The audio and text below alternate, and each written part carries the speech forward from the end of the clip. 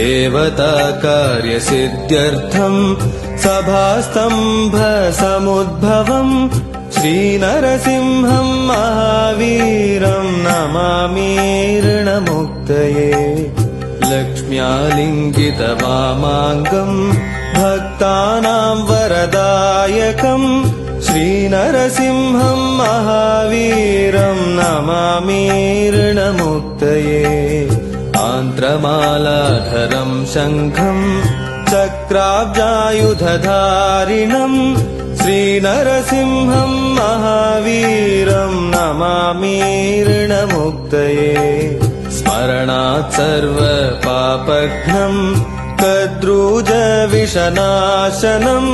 श्रीनरसिंहम् महावीरम् नमामि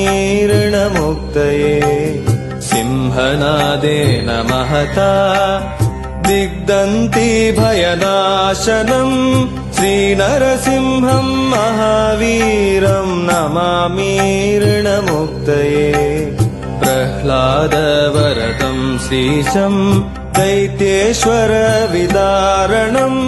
श्रीनरसिंहम् महावीरम् नमामि ऋणमुक्तये क्रूरग्रहैः पीडितानाम् भक्तानामभयप्रदम् श्रीनरसिंहम् महावीरम् नमामि ऋणमुक्तये वेदवेदान्तयज्ञेशम् ब्रह्मरुद्रादिवन्दितम् श्रीनरसिंहम् महावीरम् नमामि ऋणमुक्तये यद् पठते नित्यम् ऋणविमोचनसंज्ञितम् अनृणी जायते